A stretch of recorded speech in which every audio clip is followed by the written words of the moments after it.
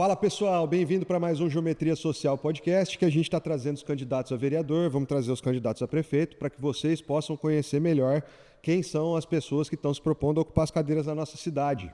Então a gente quer encurtar essa distância, então segue a gente aí no nosso canal, ativa o sininho, comenta, manda pergunta para essa turma nos nossos comentários, a seção de comentários vai ficar aberta, e segue a gente lá no Instagram também. Tá? E hoje a gente está aqui com o Nelson Marques Filho, Nelsinho, candidato pelo PSDB. Tudo bem, Nelsinho? Como é que estão as coisas? Boa tarde, André. É um prazer estar aqui. Obrigado pela oportunidade. Abrir esse espaço aqui para que a gente possa falar um pouquinho mais de nós, um pouquinho do nosso trabalho e poder dar a chance de se apresentar para a população. Imagina, a gente que agradece por ter concordado em participar aqui da nossa entrevista. Como eu falei, acho que é importante para as pessoas saberem melhor quem está se propondo a ocupar essas cadeiras, né? E a gente vai conhecer você um pouquinho mais. Então, Nelson, você já veio aqui com a mesa, trouxe um monte de coisa. Explica para a gente o que é isso daí que você trouxe, os prêmios, medalhas, fala para nós. Cara, isso aqui é um pouquinho da história dentro da instituição Corpo de Bombeiros. Tinha um pouco mais, mas senão ia ficar... Não ia caber na mesa. Não ia ter espaço aqui. E aí, aqui são algumas medalhas da Segurança Municipal de Araçatuba, que nós somos homenageados. Medalha de 10 anos sem punição, medalha de 20 anos sem punição, medalha cinquentenária, medalha de Tiradentes, que nós fomos receber na Câmara dos Deputados em São Paulo. Entendi. E aqui tem uma placa que alguns amigos da instituição, quando eu me aposentei no Corpo de Bombeiros, eles me presentearam, foi uma surpresa, até porque nessa placa tem algumas mensagens e um jardão que eu sempre carreguei na carreira, que toda ocorrência eu sempre falava para a minha equipe, nós podemos fazer mais do que isso. Então, a gente está ali para dar o momento de conforto para quem está esperando o bombeiro, e eu sempre falava isso aí. Pessoal, nós podemos fazer mais do que isso. Bacana. Então quer dizer que a vida toda então trabalhou como bombeiro, sempre esteve ali na Polícia Militar, como bombeiro, óbvio. Quantos anos? Você falou que já é aposentado. Quantos anos você trabalhou? Eu fiquei 23 anos na corporação, porque o militar ele é o único que quando ele assume, né, alguma função pública, como vereador ou secretário, ele tem que ser, na verdade, ele é aposentado ex officio, né? No dia da minha posse, já sai a minha aposentadoria. Entendi. Então, a carreira de 20 quantos anos? 23 anos. 23 anos, começou cedo também. Sim. Entendi. Você é de Araçatuba? Sempre foi daqui? Sempre morou? Sim, eu sou nascido em Araçatuba, meus pais, né, meu pai era caminhoneiro aqui em Araçatuba, minha mãe era faxineira, trabalhava aí limpando as casas, e eu, em busca de uma oportunidade, logo quando criança, eu fui fazer escola agrícola em Penápolis, eu fiquei 3 anos, e lá na escola agrícola eu já tinha alguns primos que eram militares, e eles falavam, entra para a polícia, vem para a polícia, porque como técnico agrícola eu também praticamente teria que sair fora do estado, ir para o Mato Grosso, ir para outro lugar que tinha campo de trabalho. E aí eu decidi, então, estudar um pouco mais direcionado para a carreira militar.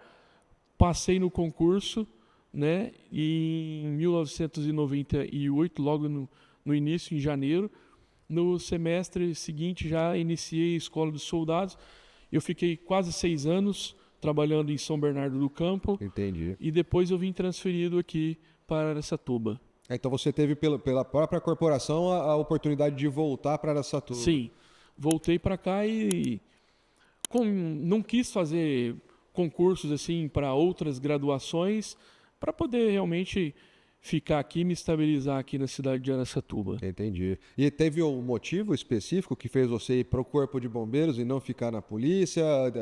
Como que aconteceu essa carreira tão longeva no Corpo de Bombeiros? Na verdade, eu tenho um primo que agora, ele se aposentou agora há 40 dias, que era uma inspiração para mim, ver assim, os momentos que ele falava, do trabalho que ele fazia, os mergulhos, aqueles caminhões, como eu sou filho de caminhoneiro, aqueles caminhões bonitos do bombeiro, né? Então, aquilo para mim era uma inspiração, e aí resolvi entrar e, graças a Deus, tive uma carreira de sucesso, onde eu galguei todas as honrarias que a instituição da Polícia Militar oferece, mas a opção de ir para o bombeiro foi uma inspiração através do meu primo.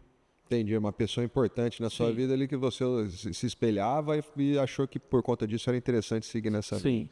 Entendi, que legal. E como que surgiu o interesse de entrar na vida pública? Olha, na verdade não foi um interesse por parte da minha pessoa. Entendi.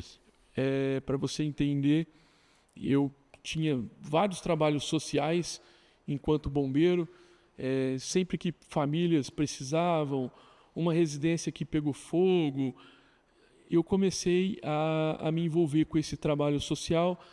E aí, em 2007, né, que eu me casei, eu e a minha esposa resolvemos participar de algumas pastorais da Igreja Católica.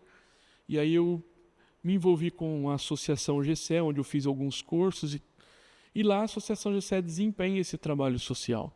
Entendi. E isso me motivou cada vez mais a estar envolvido com essas questões.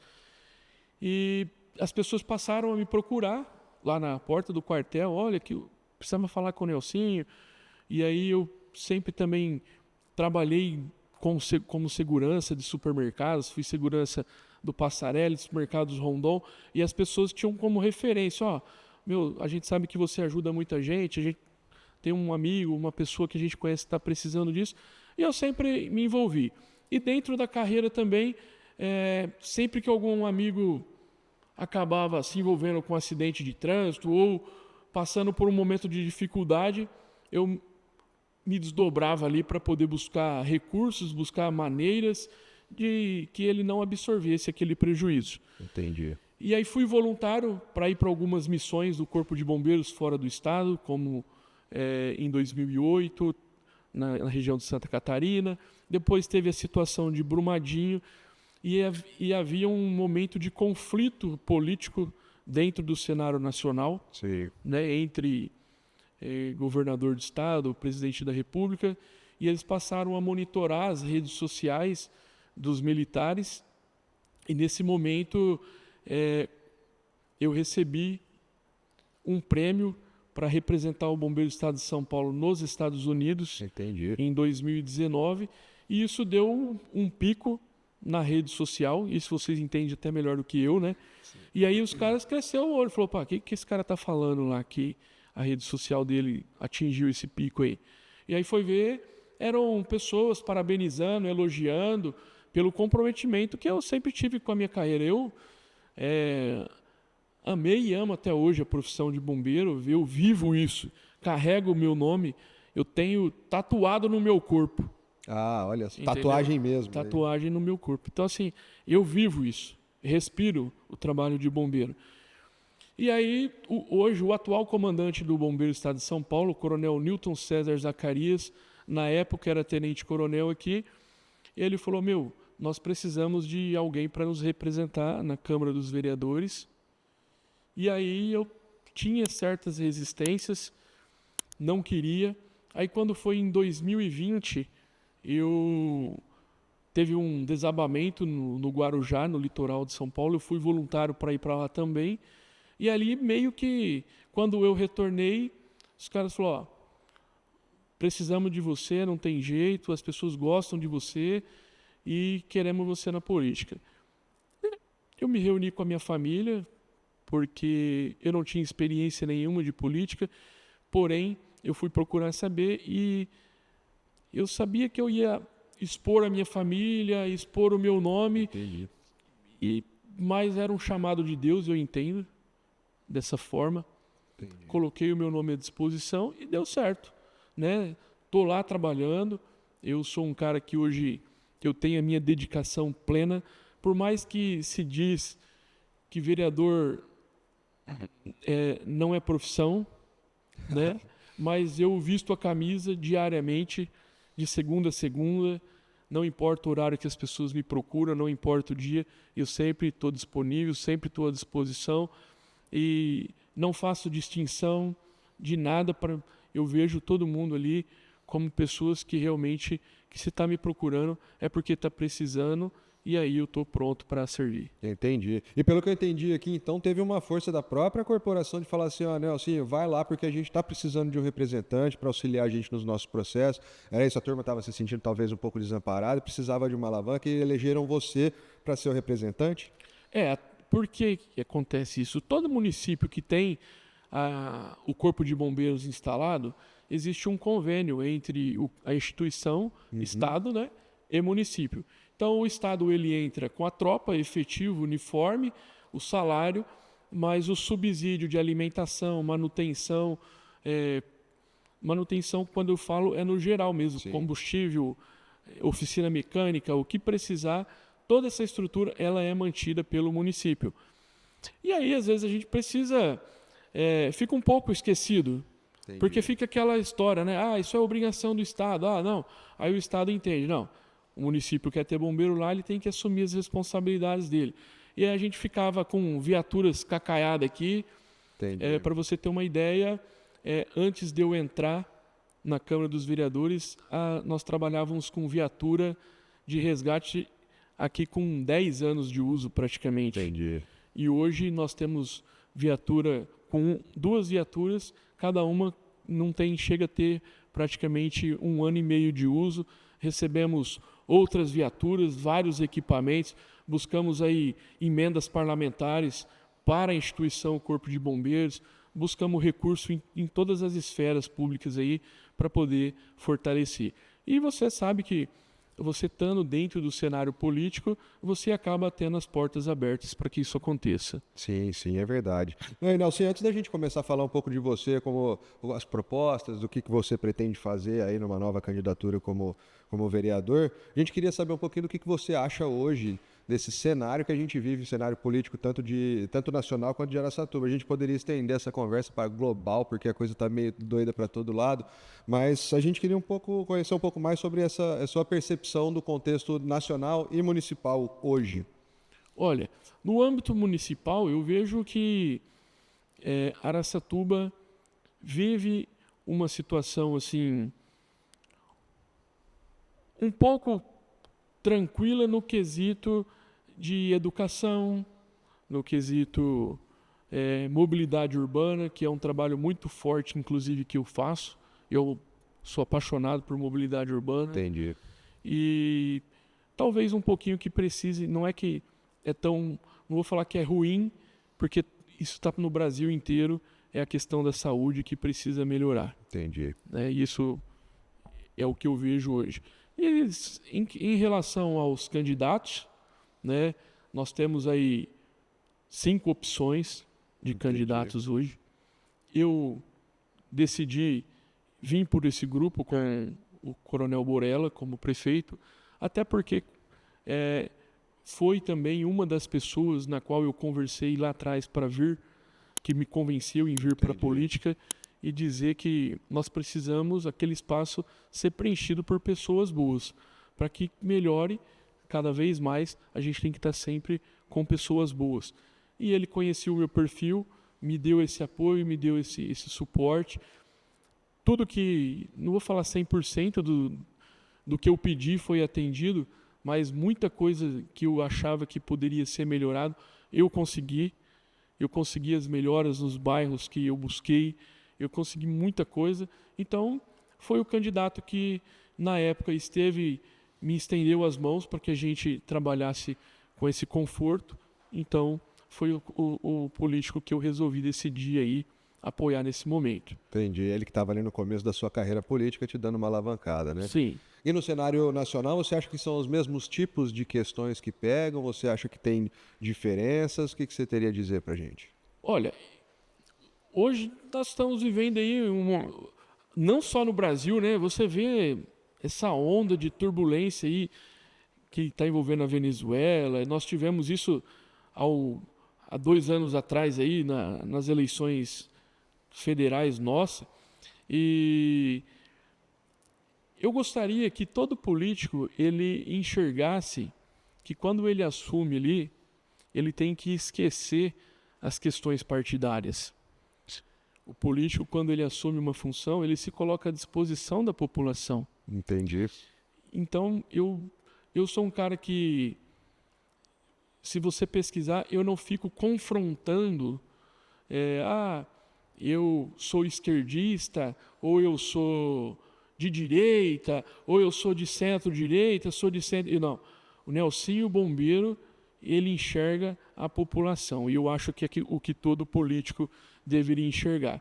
Nós estamos vendo uma questão agora com o ministro Flávio Dino sobre ter suspendido as emendas parlamentares. São compromissos que o Congresso Nacional, os deputados federais, eles assumem com prefeitos, governadores, alguns trabalhos que estão para ser desenvolvidos, e aí ele foi lá e praticamente, vamos dizer assim, não sei se a palavra correta seria essa, mas sequestrou as emendas parlamentares.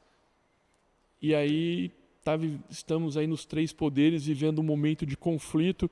Sim. Espero que isso se resolva rápido, porque quem perde com isso é o povo. Sim. Quem perde, né, com isso é a população. Essas emendas PIX que já estavam todas programadas, agora são bloqueadas. Quer dizer, o prefeito que colocou um trabalho em pauta para desenvolver dentro do município dele, como que agora ele justifica um compromisso assumido com a população e de não conseguir desenvolver aquilo? Entendi. Governador, aí que assume um compromisso com a saúde de determinado estado, não vai conseguir desenvolver por questões aí desses bloqueios, dessas emendas. Você vê a nossa Santa Casa de Araçatuba, ela sobrevive praticamente de doações de emendas, porque o governo federal vem cortando constantemente as verbas, né, da saúde, cortou agora uma verba da educação também, e aí o Congresso acaba assumindo esse papel aí de complementar essas rendas através das emendas, e agora sofreu esse momento aí. Então, assim, espero que isso se resolva rápido, porque quem está perdendo é a população. Entendi. Bom, só para entender um pouco melhor, você comentou, né, que quando você iniciou seu movimento para a sua candidatura lá atrás, era para ocupar um espaço com gente que está disposta a trabalhar, porque existe um cenário onde há pessoas que estão ali só por estar ali mesmo, e ainda assim tem a questão da polarização, só que impede que as pessoas se articulem em prol em bem comum do povo. E ainda por cima disso tem uma questão de um desequilíbrio de forças entre os poderes. Então esse seria o contexto de, olha, tem muita gente que briga entre eles, ainda está tudo desequilibrado, por isso que a coisa está meio desengraxada, digamos assim. Sim, é o que eu digo. Se o cenário político do nosso país, porque a política já fala por si própria, fazer política é fazer o bem comum. Então as pessoas têm que deixar essas bandeiras de lado, entendeu? Nós temos que viver a política municipal dentro do nosso município. A pessoa que se coloca à disposição para poder entrar para a vida política dentro do seu município, ela tem que encarar a realidade que ela vive no município dela. Não adianta eu querer comparar o cenário político de São Paulo com o cenário político de Araçatuba. Não adianta eu encarar o cenário político de Birigui com o cenário político que eu tenho de Araçatuba. Então, cada município vive sua realidade. Sim. E eu acho que quem está aqui, eu preciso de quem está lá fora, quem está acima de mim. Para eu conseguir determinadas coisas, eu preciso de um deputado, eu preciso do governador, eu preciso de um senador, eu preciso de um deputado federal. Nós precisamos da presidência da República, então nós temos que, nesse momento, pensar sempre no povo, sempre na população e não ficar comprando essas brigas políticas aí, você entendeu? Senão você absorve esse problema para dentro do nosso município. Entendi. E a gente não pode pensar assim. Nós temos que pensar no crescimento da nossa cidade. Entendi. E você acha que o que a Araçatuba mais precisaria hoje, o que você gostaria de fazer e como você gostaria de fazer para Araçatuba, ocupando novamente uma cadeira dentro da Câmara? Olha, como eu disse para você, eu sou apaixonado por mobilidade urbana. Mas eu tenho vários trabalhos, por exemplo, vinculados à educação também. Existe a Lei Lucas, não sei se você conhece, é a situação de um garoto que foi passear com a escola e na hora de lanchar ele morreu engasgado com uma salsicha. Essa mãe fez um manifesto, juntou milhares de assinaturas, foi feita a propositura da Lei Lucas, Lucas era o nome da criança, aonde toda instituição de ensino ela é obrigada a capacitar os profissionais com o treinamento de primeiros socorros. Entendi. era um dos principais temas que eu tinha, eu trouxe e eu consegui implantar isso em Araçatuba. Em 2021 nós vivíamos a pandemia, em 2022 foram capacitados através de um trabalho que eu fiz junto com a instituição Corpo de Bombeiros, de 2.800 funcionários da educação. Entendi. Em 2023 foi feito novamente, né, uma reciclagem com um grande número de funcionários. Este ano já foi feito também. Então, dentro da educação, nós temos esse trabalho, nós temos algumas melhorias de infraestrutura de escolas que nós trouxemos também através de emendas parlamentares. Agora, a mobilidade urbana, só para você entender por que eu falo disso, Sim. 70% dos leitos ocupados no hospital vem de vítimas de trauma e vítimas de acidente. De acidente de trânsito? Acidente de trânsito. 70%. É muita coisa. É muita coisa. Então, quando as pessoas falam assim, olha o Nelsinho aí, olha o Nelsinho, olha o rei do asfalto.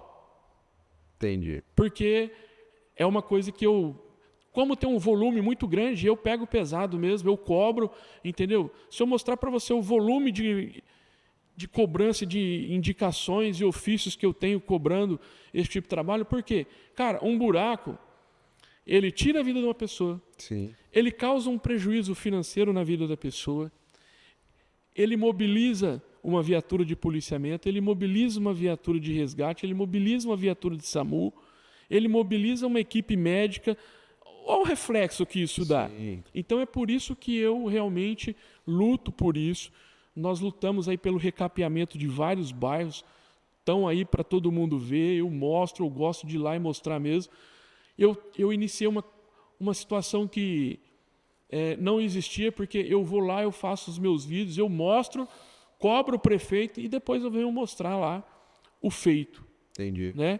E nós tínhamos situações em Araçatuba que eu, quando bombeiro, eu vou dizer assim, nós perdemos vidas em determinados pontos da cidade por excesso de velocidade, falta de atenção dos motoristas. Nós brigamos a nível estadual para conseguir implantação de vários redutores de velocidade na nossa cidade. Para você ter uma ideia, André, nós temos um ponto aqui da cidade que eu gosto de citar, que é a Avenida Café Filho com a Anhanguera. Sim. Eu não sei dizer para você quantas dezenas de acidentes na minha carreira eu atendi ali. Naquele cruzamento? Naquele cruzamento. Eu posso dizer para você que foram vítimas que tiveram pernas decepadas, braço decepado, vidas que perderam ali, carros capotados, vítima presa nas ferragens, e nós brigamos, porque ali pertence à Via Rondon, os caras não queriam deixar fazer. Fomos para São Paulo, protocolamos ofício lá e fomos brigar, conseguimos. Hoje, praticamente é zero o número de acidentes ali. Entendi. Como outros pontos, né? Mas eu estou pontuando esse como foi um primordial para mim na minha carreira política ali, porque eu sei quantas vidas a gente socorreu ali. Entendi. Bom, Nelsinho, antes da gente encerrar, queria deixar mais um minutinho para você falar, deixar uma mensagem, falar alguma coisa para o pessoal aí. Então, por favor, pode ficar à vontade. Bem, eu gostaria de dizer para as pessoas que já acompanham o nosso trabalho, quem não acompanha, eu quero convidar a buscar informações a meu respeito desde 2021, porque eu sou uma pessoa compromissada, eu sou leal ao compromisso que eu assumo, né? Não sou pessoa de ficar debatendo. Eu acho que nós devemos construir as coisas através do diálogo. Então, quero pedir a oportunidade de continuar, né, na missão que estou, como vereador, para poder realmente representar cada um de vocês. Já posso dizer agora, né? Pode falar, agora pode. O meu número é o 55193. Por que o 93? Como eu disse, eu respiro a vida de bombeiro. Até o meu último suspiro, eu serei sempre bombeiro, né? Então, eu carrego comigo aí o número 193 no final. Peço a oportunidade para continuar trabalhando, fazendo o bem comum para a sociedade de Araçatuba. Beleza, Nelson? Muito obrigado mais uma vez por sua participação aqui no Geometria Social Podcast. A gente agradece para que as pessoas possam saber conhecer melhor as pessoas. Então, muito obrigado e uma boa sorte na sua candidatura, viu? Se você me permita, eu acabei esquecendo de falar só um assunto. Fica à vontade. Que é um evento que eu já realizo aqui há muitos anos. Eu até me emociono porque é o Agito do Bem. É um evento do mundo do motociclismo, onde a gente arrecada 100% da praça de alimentação, 100% dos recursos são voltados para as entidades que vão lá, cada uma arrecada o seu recurso.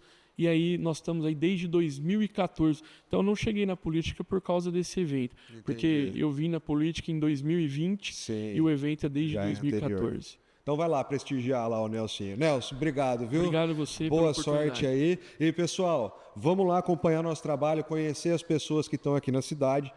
Segue a gente no nosso canal, se inscreve aí, ativa o sininho, fica por dentro do pessoal, vai curtir a nossa página, seguir a gente lá no Instagram. E se você é candidato e ainda não agendou com a gente, entre em contato aí, porque quem fizer o cadastro, agendar com a gente, tem mais prioridade em termos de tempo, então você tem mais tempo para aparecer por aí, viu? É de graça, a gente não mexe com fundo eleitoral, nada disso. Isso só está sendo possível por conta dos nossos apoiadores que apareceram ao longo do vídeo. Se você quer apoiar essa causa também, dá um alô para a gente que tem espaço. Nelsinho, muito obrigado.